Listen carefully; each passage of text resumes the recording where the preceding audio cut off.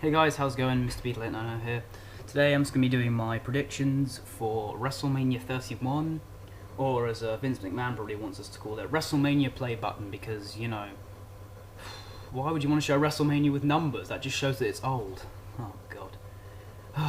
Vince just doesn't know what he's doing anymore. Anyway, let's get on with predictions for this show. A solid WrestleMania card with poor build-up. To summarise my thoughts on the actual matches. Yeah, I'm just not very hyped for this Mania. The build-up to majority of the matches has been very poor.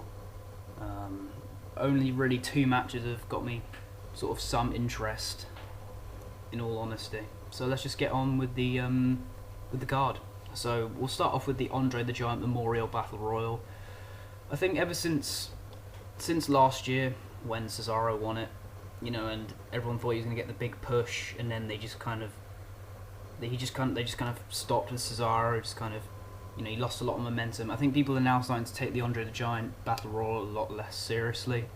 So this is why personally I'm not that excited for it, because I just think this doesn't really guarantee anyone kind of being successful after winning this. So who do I think is going to win?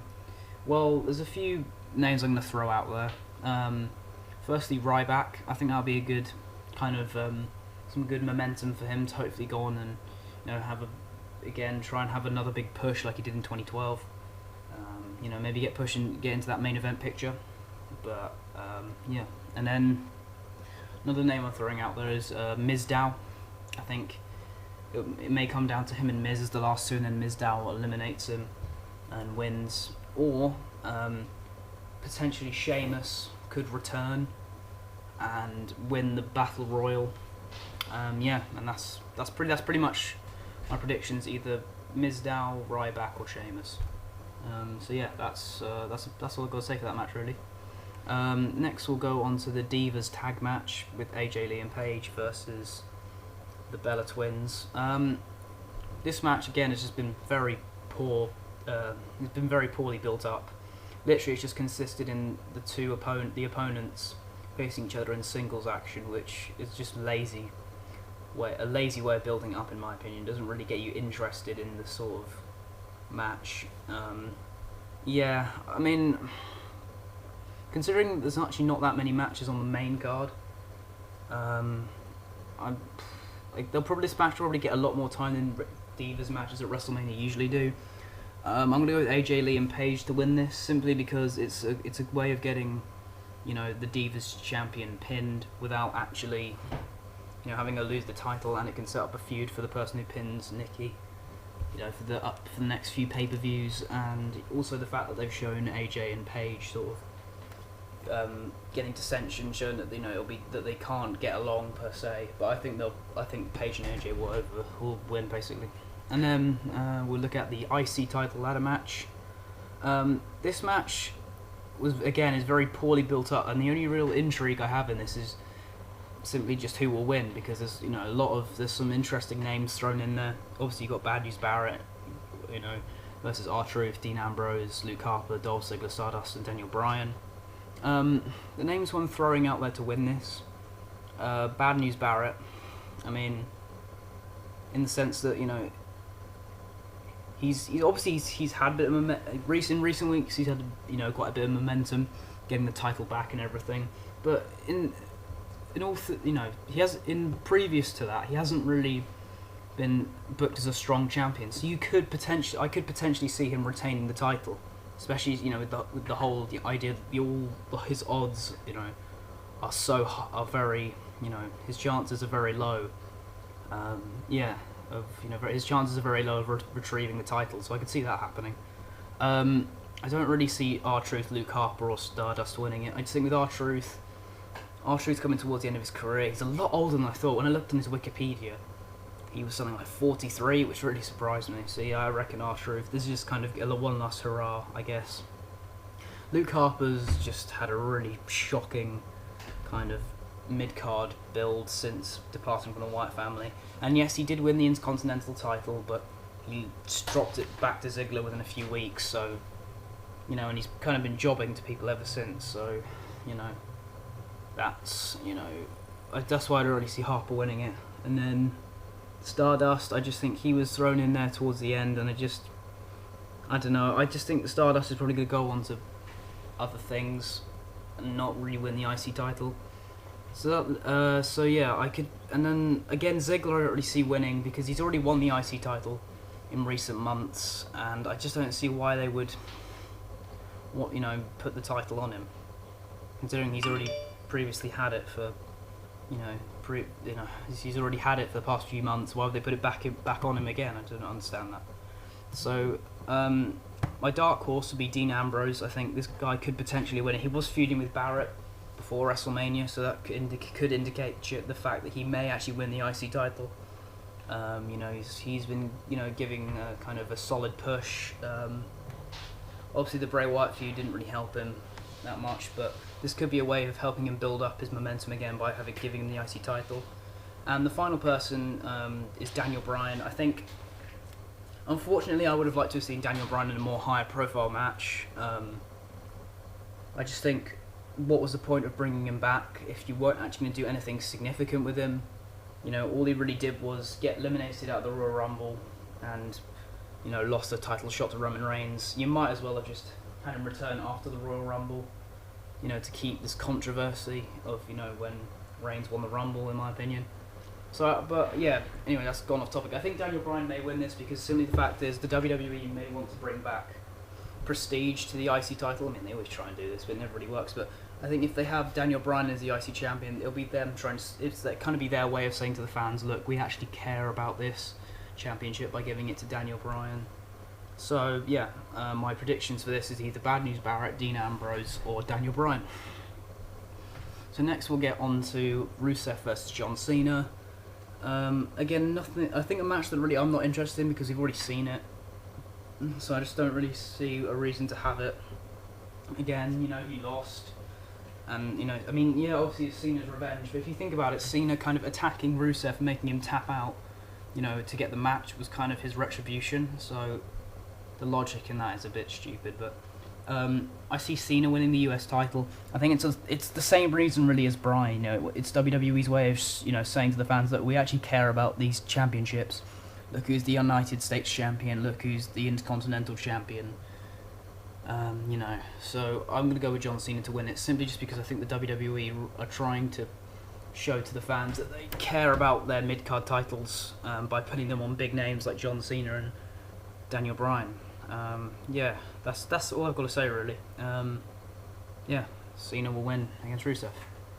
Next we go on to Randy Orton versus Seth Rollins. This match is... This match is interesting because... I think the main reason why I'm so into this match is simply just because I want to see these guys have a match. Because this could be a show-stealing match. I think that's the main reason why I'm so excited for this match. I mean, the build was a bit weird because in the sense that it was kind of stupid having Orton come back and then join the Authority. Because it just made, the entire Authority look completely stupid because everyone saw Randy Orton's, turn coming. Even casual fans saw this kind of... saw the writing on the wall. It was so obvious that these guys were going to win. No, what am I saying? I can't even. Sorry about that, guys. I just my brain just sort of switched off. Yeah, it was obvious that Randy Orton was gonna turn on him and get his retribution. So yeah, I think with this match this is the way I see it. If Seth Rollins does cash in the main event, I think Randy Orton will win. But if Seth Rollins doesn't cash in, I think Seth Rollins will win. I'll go with a Randy Orton win, but I wouldn't be surprised if Seth Rollins wins. And I think I'd probably indicate to us that we wouldn't see a Rollins cash in, unfortunately. But yeah. Next we go on to Bray Wyatt versus The Undertaker. I mean, at first... this match is interesting because it's tough to kind of see who's going to win this because it's no one really wins this match if you think about it, because if Bray Wyatt wins, it just kind of makes The Undertaker coming back stupid,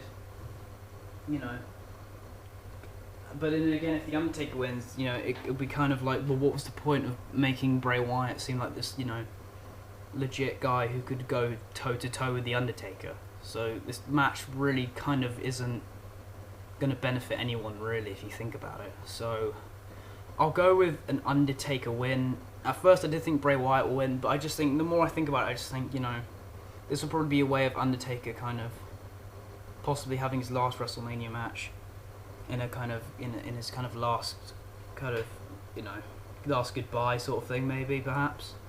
So yeah, I'll go with the Undertaker to win this match. Then Sting versus Triple H, a match at first I wasn't very excited for, but the build-up has been pretty good actually. It's been great to see some Sting, great to see Sting on Raw a lot more now as well. A lot of people have been kind of saying, oh, Triple H is gonna, you know, bury Sting and he's gonna put himself over Sting, and I just think Triple H is not that stupid. As much shit as Triple H gets, he's not. I mean, you know, as much as Triple H, per se buried people. Triple H may bury people from time to time, but he's not stupid. I think Triple H having the honour of being involved in Sting's first match is enough. I don't think Triple H needs to beat Sting. I don't think he will. I think Triple H knows. I hate to use this phrase, but he knows what's best for business, and I think he'll do the right thing and put Sting over in his first match. So I'm going to go with a Sting victory here. And now we're on to the main event. Brock Lesnar versus Roman Reigns. Arguably the worst built-up main event. I mean, of all the matches on the card, I think this is actually the worst built match. Simply because Reigns is just simply been booked horribly. You know, feuds with like Big Show, and also the fact that his feud with Daniel Bryan was so kind of compelling and interesting. It actually made me want to see more of it, and not kind of want to see, you know, I wanted to see another Roman Reigns Daniel Bryan match, and not just another, you know, not see Roman Reigns go on to a Brock Lesnar feud, especially since how poor it's been. You know, Lesnar's hardly ever been on Raw, and people are saying, oh, but he's, you know, designated to certain days, so he can't be on those Raws. But I just think surely the WWE have enough money. Surely I think they could afford to pay for more Brock Lesnar appearances. I just think they just couldn't be asked, really, in my opinion. So yeah, Lesnar not being there's really hurt it. Heyman's cut some good promos, but you can just kind of see that it's so, and a lot also, you just can see that it's really forced, like kind of what Heyman's saying. They're really trying to shove Roman Reigns at us, you know, by saying he's better than Austin and Hogan and, you know, all these people. That it's just insulting, really, to be honest. And yeah, again, I mean, people have said that, you know, because of Lesnar signing a new contract with WWE, that means that Roman Reigns isn't going to win. But I just think, like, the way I see it is, if Roman Reigns doesn't beat Brock Lesnar, then who is actually going to beat Lesnar for the title? I mean, seriously, think about it. Who's actually going to beat Lesnar? Seriously, like, think about it. Is Daniel Bryan... Would the WWE really make Daniel Bryan beat Brock Lesnar? Considering the way they've booked him since he's come back from injury, putting him in a mid-card title feud, do you think they'd really put him against Daniel Bryan? I personally would. I personally think a Lesnar-Daniel Bryan match for the title would be good, but the WWE just doesn't see it. You can have Randy Orton, a guy who lost to Roman Reigns clean at SummerSlam. The WWE have just kind of put themselves in a wall here, where if they have Lesnar go over, then who's he going to face next, and who's going to actually beat him? So I'm going to go with Roman Reigns, you know, even though Lesnar signed a new contract. I just think this is just kind of WWE trying to kind of cement Roman Reigns as a top guy for the future. And who knows, we may see a Seth Rollins cash in as well to kind of get kind of some sympathy towards Roman Reigns and hopefully get the fans behind him. Then he can chase Rollins for the title. So I'm going to go with the Roman Reigns victory here. So thanks for watching, guys.